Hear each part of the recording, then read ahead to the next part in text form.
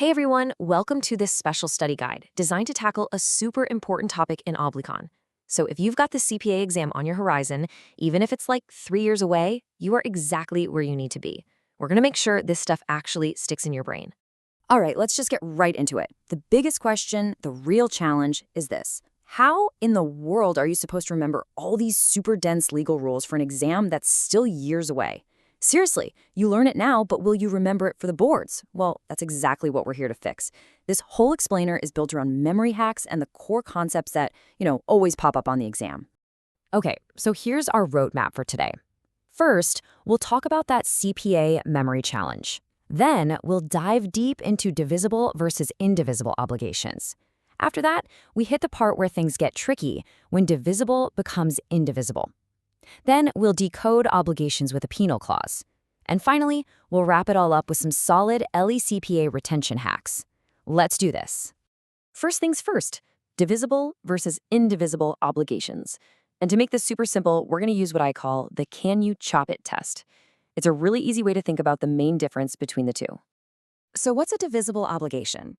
It's pretty much what it sounds like. It's an obligation you can actually break down into smaller pieces. The law says it's cool for the debtor to perform it in parts, and the creditor usually has to be okay with that. A perfect example? Paying off a loan in monthly installments. And then you have the opposite, an indivisible obligation. This one is an all-or-nothing kind of deal. It has to be done all at once, completely. I mean, you can't deliver half a car, right? It's got to be the whole thing or it's nothing. Okay, check this out. This is our can you chop it test in action. And these examples, they're pulled right from Article 1225 of the Civil Code. So on one side, you've got your choppable stuff, divisible things, right? Like doing a certain number of days of work or building something measured by meters. You can do part of it. But on the other side, the can't chop stuff, indivisible, like giving someone a very specific thing, a definite object, or, things that by their very nature just can't be split up. Make sense, right? Okay, now this is where it gets a little spicy, and honestly, where exam questions love to hang out. Sometimes, something that seems totally divisible on the surface is legally treated as indivisible. Let's just call this the "but wait, there's more" rule. And this quote right here is the golden ticket. It basically says, even if you can physically chop something up, the obligation is considered indivisible if the law says so, or if that's what the people in the contract wanted. At the end of the day, their intention is king. So you're always on the lookout for these two triggers. First, does the law itself say, nope, this has to be done all at once? Think about paying certain taxes. You can't just pay part of it. Second, what do the parties actually agree on? If their contract says no partial deliveries, then that's the rule, even if we're talking about something like 100 sacks of rice, which you could totally divide physically. All right, let's switch gears and talk about another big one, obligations with a penal clause. The absolute best way to remember this, your go-to memory hack, is to think of it as breach insurance that's already built into the contract itself. Okay, here's the official definition. It's an extra part, an accessory to the main deal. Its only job is to figure out the consequences ahead of time if someone doesn't follow through.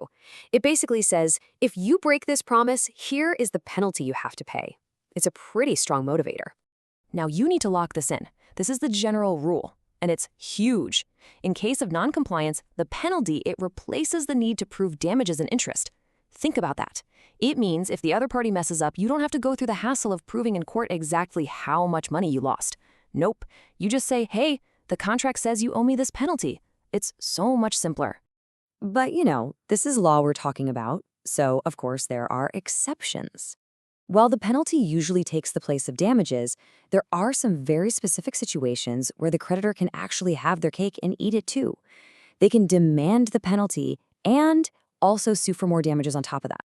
Here they are, the 3 magic exceptions from Article 1226 that you absolutely have to burn into your memory. First, if the contract itself specifically says you can claim both.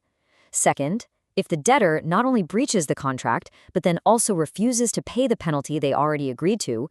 And third, if the debtor committed fraud, what the law calls dolo, when they were supposed to be fulfilling the obligation. In those cases, the law gives the creditor that extra layer of protection. Okay, time to pull it all together with your new favorite study tool. This next part is a super quick, all-in-one bullet review. Get ready to screenshot this and save it, because you're going to want it for your long-term LSEPA prep. This right here, this is your master cheat sheet. Seriously. You've got the obligation type, the general rule in the middle. That's your foundation. But the real money is in that last column. Those are the exceptions, the little details that the CPA exam loves to test you on. For example, look at that note for indivisible obligations. Indivisibility doesn't automatically mean solidarity. That is a classic trick question.